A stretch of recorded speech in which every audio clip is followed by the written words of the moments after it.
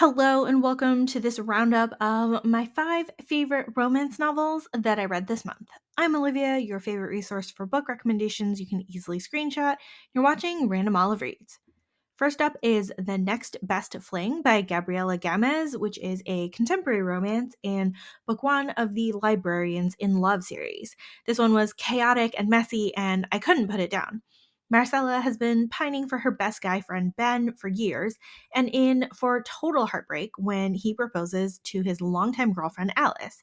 And as if going to an engagement party wasn't enough anxiety, she stops Ben's brother Theo from drunkenly declaring his feelings for Alice. When they leave the party together and then show up at brunch together the next day, everyone thinks they hooked up and they seem to go along with the lie to prevent anyone else from suspecting their real feelings for the engaged couple. We get a fun little fake dating situation for a hot minute until they decide to go with a friends with benefits situation instead.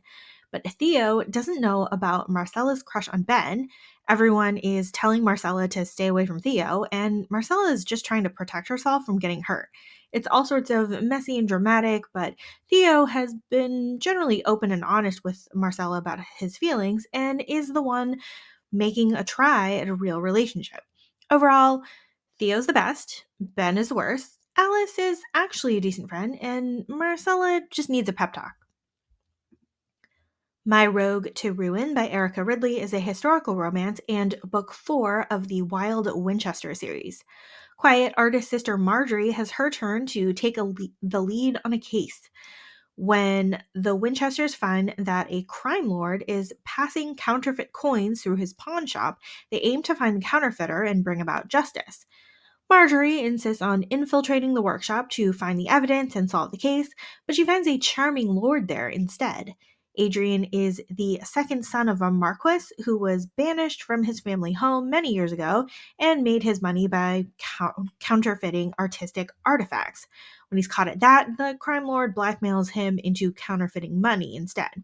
He's pretty much held captive, even though he feels really bad about cheating innocent people out of money.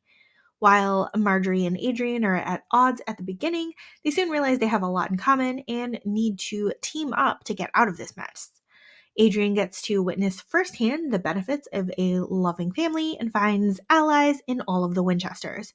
The romance here was easy and low angst, and the crime solving caper was a lot of fun.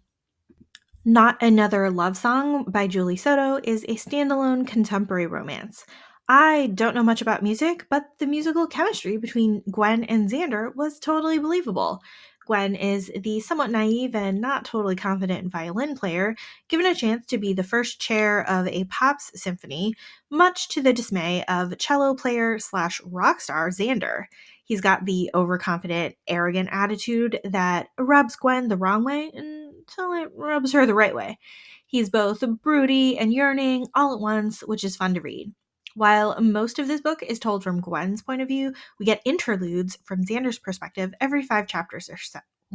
There's tons of flirting and steam and external machinations from all the grown-ups in their lives, which made me keep reading to find out both the backstory and what would happen next.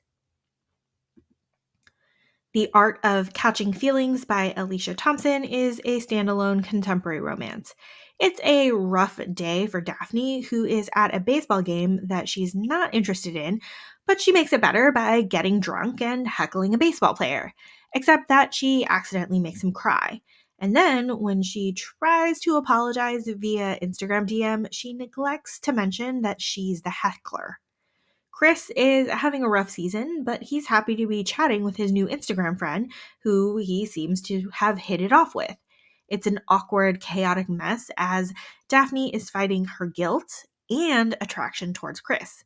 We're really just waiting for everything to blow up if he ever finds out the truth, but we get to see a very sweet and steamy romance build up along the way. This was a super fun and flirty book to read. Duke Well by Alexandra Vasti is a historical romance and book one of the Belvoise Library series. There are so many of my favorite tropes blended into this delightful novel. Peter is a new duke who grew up in America and is now seeking custody of his younger half siblings. His friend Selena, the sister of yet another duke, is helping him improve his case by finding him a suitable candidate to marry. Except that these two are actually more attracted to each other than anyone else, and all of Peter's courtships are comically bad. We get to see a series of terrible courting excursions, and then ultimately, Selena and Peter get caught in a compromising situation and need to get married. Meanwhile, Selena has her own potential for scandal by owning and running a circulating library with a secret selection of illicit texts. She's trying really hard not to get caught at this since it'll ruin Peter's custody case, but he is amazingly supportive after she tells him her secrets.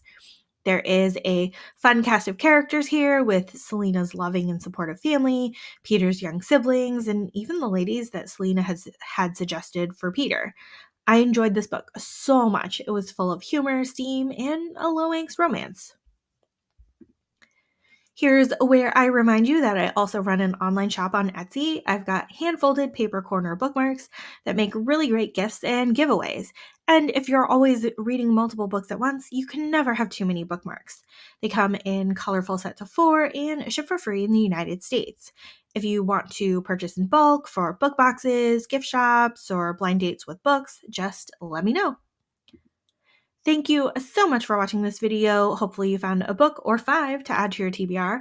Links to all of these books are in the description box. Like and subscribe to get updates, and you can follow me on Instagram at randomolive.